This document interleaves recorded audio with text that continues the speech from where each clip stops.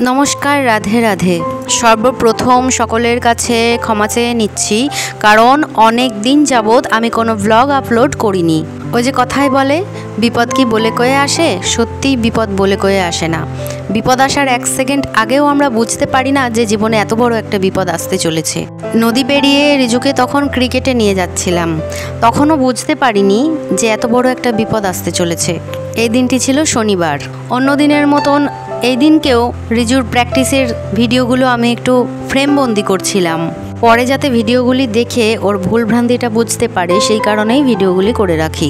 এই দিনেই বাড়ি আসার পর ঘটে গেল সেই দুর্ঘটনা। খেলা থেকে এসে পড়তে গিয়েছিল, স্যারের বাড়িতে কুকুরে কামড়ে দেয় ওর হাতে। তারপরে রীতিমতো হন্তদন্ত করে হসপিটালে আসি। ওর ডান হাতে একেবারে দাঁত বসিয়ে দিয়েছিল কুকুরে। ও যখন বাড়ি এলো তখন হাত দিয়ে গলগল করে রক্ত বেরোচ্ছে। তৎক্ষণাৎ সার্ফ এবং সাবান দিয়ে সেই জায়গাটি ভালোভাবে ধুয়ে দিয়েছি অনেকক্ষণ ধরে। তখন বাইরে ঝিরঝির করে বৃষ্টি পড়ছিল, তবুও হসপিটালে তো যেতেই হবে, তাই না? টোটো নিয়ে হসপিটালে চলে গেলাম। আমাদের এলাকাও রানাঘাট মহকুমা হসপিটালের আন্ডারে পড়ে, সেই জন্য তাড়াতাড়ি করে গেলাম। সেখানে গিয়েও কপাল খারাপ, ভ্যাকসিন শেষ হয়ে গেছে। কোনো উপায় না পেয়ে বাড়ি ফিরে আসার জন্য রওনা দিলাম। সেই দিনটা যে আমার ওপর দিয়ে কি গেছে সে একমাত্র আমিই জানি।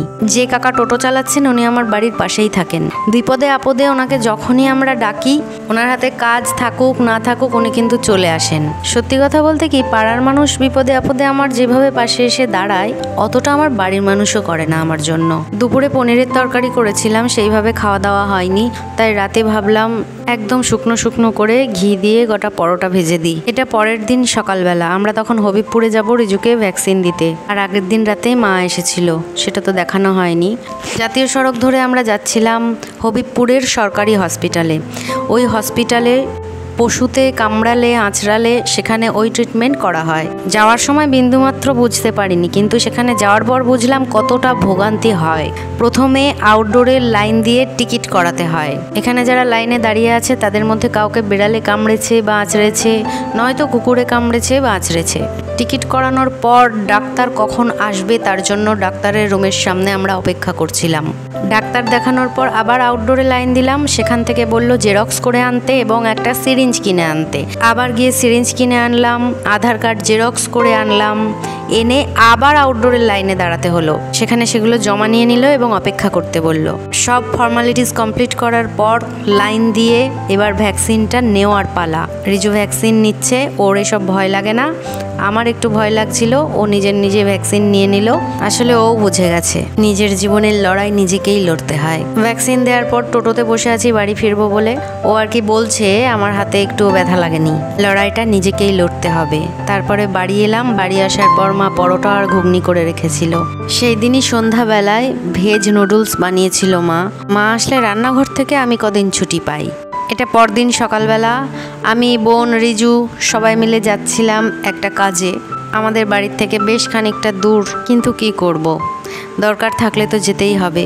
তারপর বাড়ি ফিরে এসেছিলাম। রিজু ওর মাসির কাছে বায়না করছিল ম্যাঙ্গো লস্যি খাবে। যাওয়ার আগে ওর মাসি আবার ম্যাঙ্গো লস্যি বানিয়ে দিল। ওর মাসি লস্যি খুব ভালো বানায়। তো যাই হোক, দিদা চলে যাবে বলে রিজুর একটু মন খারাপ, এখানে মন খারাপ করে বসে আছে। লস্যি খেলাম সবাই মিলে। তারপরে ওর দিদা চলে যাচ্ছে, রেডি হয়ে গেছে, এবার ব্যাগ নিয়ে বাইরে বেরোবে। ওরা আরও দুদিন থাকতে পারতো, কিন্তু আমার বোন কম্পিউটারের টিচার, তো সেখানে যদি ও উপস্থিত না থাকতে পারে সেক্ষেত্রে প্রত্যেকটা বাচ্চা বাড়ি ফিরে যাবে, সেটা তো খুব একটা ভালো নয়। স্টুডেন্টদের অভিভাবকরা অবজেকশন জানাতে পারে। মন খারাপ করছিল, কিন্তু মন খারাপ করলেও কিছু করার নেই। একটা না একটা সময় সকলকেই নিজের বাড়িতে ফিরতে হয়। আর এটা পরের দিনের ভিডিও, অর্থাৎ রিজুর দ্বিতীয় যেদিন ভ্যাকসিন ছিল সেই দিনকে যাচ্ছিলাম। তো এই ব্লগটা এখানে সমাপ্ত করছি। খুব ভালো থাকুন, সুস্থ থাকুন।